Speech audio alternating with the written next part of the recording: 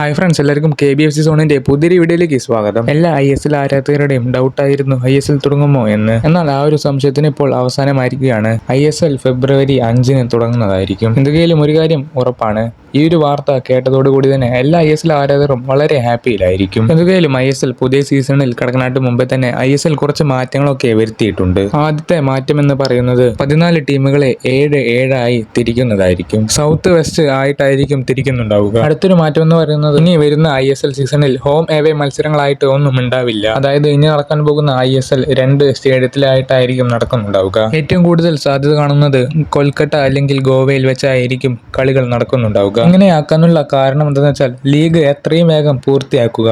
അതിനാണ് ഇങ്ങനത്തെ ഒരു സ്റ്റേറ്റ്മെന്റ് കൊണ്ടുവന്നിട്ടുള്ളത്. ക്ലബ്ബുകളുടെ സാമ്പത്തിക ചെലവിനെ കുറയ്ക്കാൻ കൂടിയാണ് ഇങ്ങനത്തെ ഒരു സ്റ്റേറ്റ്മെന്റ് കൊണ്ടുവന്നിട്ടുള്ളത്. എന്തെങ്കിലും ഇനിയും ISL-ന്റെയും അതേപോലെ തന്നെ കേരള ബ്ലാസ്റ്റേഴ്സിന്റെയും ഒക്കെ അപ്ഡേറ്റ് വേണമെന്നുണ്ടെങ്കിൽ ഈ ഒരു ചാനൽ എന്തായാലും സബ്സ്ക്രൈബ് ചെയ്ത് വെക്കുക. ഞാൻ അടുത്തൊരു വീഡിയോ ആയിട്ട് വരാം ഗൈസ്.